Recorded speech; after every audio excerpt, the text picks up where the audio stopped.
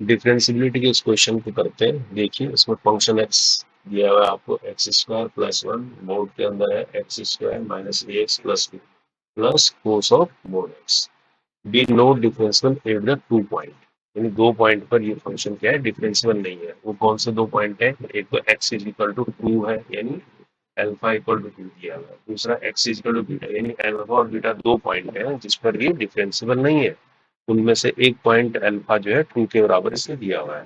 Then the distance of the point alpha beta from the line is equal to, यानी ये जो point निकलेंगे alpha beta जिन पर ये फंक्शन नो डिफरेंशिएबल है, उनसे क्या है, हमको एक इक्वेशन दी है, उसकी डिस्टेंस पता करनी है ना, यानी कोऑर्डिनेट ज्योमेट्री यूज करवा रहा था।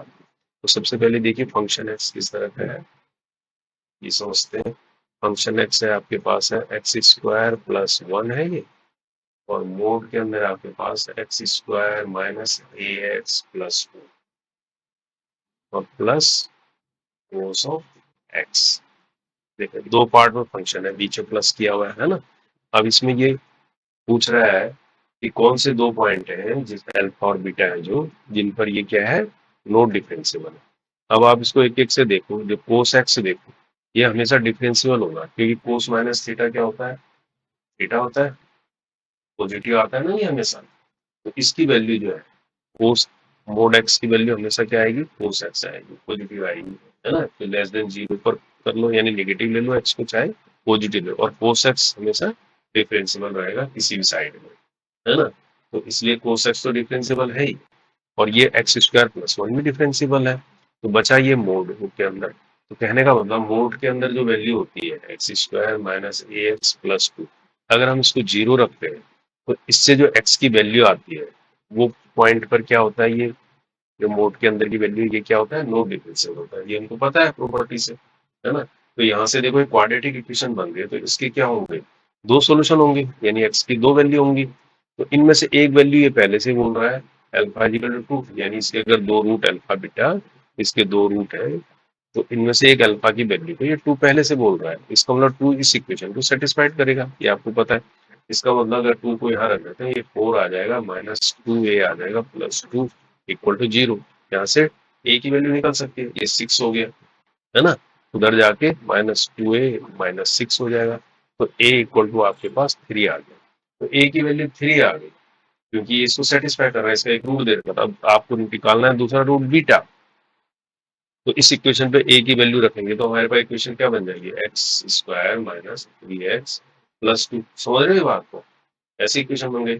अब इसके देख लो, फैक्टर हो जाएंगे, x square minus two x और minus x plus two equal to zero. तो यहाँ से एक्स कॉमन लेंगे तो एक्स माइनस टू आएगा, या minus common x minus two. तो इसके क्या फैक्टर आ गए, एक्स माइनस वन और एक्स माइनस टू आ गए कायदे से। तो यहाँ से एक्स इक्वल टू वन और टू। तो ये दो क्या आ गए, एक्स की वैल्यू आ गई। इनमें से एक वैल्यू देखो दो के बराबर आ रही है, अल्फा के बराबर आ रहा है, यानी यहाँ से अल्फा जो है हमारे पास कितना हो गया है, टू है पहले से ही। तो इसका मतलब बीटा क्या बचा, वन बचा। ये बात समझ में आ गई आप। तो अल्फा बीटा आपको मिल चुके हैं सिंपल। डिफरेंशिबिलिटी के इस स्टेप से आपको क्या पता लग गया, अल्फा और बीटा पता लग गया। अब अल्फा बीटा पता लग गया, तो आपको क्या करना है, यानी ये जो अल्फा बीटा पॉइंट है, यानी अल्फा बीटा कौन से, टू और वन ऐसे लिखेंगे ना इनको। अल्फा बीटा पॉइंट ये हो गए।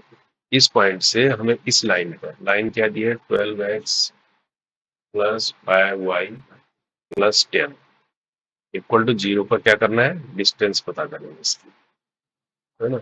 अब इसकी डिस्टेंस पता करने का फार्मूला आपको पता है। अगर एक्स और वाई वन पॉइंट होते हैं हमारे पास कोऑर्डिनेट में, और इक्वेशन होती है a x plus b y plus c equal to zero, तो इस पर इक्वेशन क्या होती है, लाइन अगर डिफरेंस डिस्टेंस निकालते हैं तो डिस्टेंस का फार्मूला क्या होता है, डिस्टेंस का फार्मूला होता है, ऐसा मैं लिख देता हूँ आपको। डी इज इक्वल टू होता है a x one plus b y one plus c, और कौन होता है under root a square plus b square. Mod में होता है भी, यानी प्लस माइनस जो भी आए, है ना। तो ये आपको यहाँ लगाना है, तो आपको डी निकालना है। डी इक्वल टू ए आपके पास हो गया ट्वेल्व, एक्स वन हो गया टू प्लस बी हो गया फाइव, है ना, वाई वन हो गया वन। प्लस सी हो गया 10 और ए स्क्वायर यानी 144 प्लस 25 ये अंदर के अंदर आ जाएगा। तो यहाँ से डी क्या निकलेगा 24 है ना प्लस 5 प्लस 10 और नीचे क्या आ जाएगा 169 169 का रूट आ गया 30 तो ऊपर कितना आ जाएगा 34 34 39 39 अपॉन 3 और 13 3 जा 39 है ना। तो डी क्या हो गया 3। तो आपका आंसर क्या हो गया ये है। समझ गए। तो इस तरह से आपको डिफरेंशिएबिलिटी के टेस्ट से आपने इस क्वेश्चन को आगे के लिए सोल्व करना है। तो सी इज द राइट आंसर। समझ में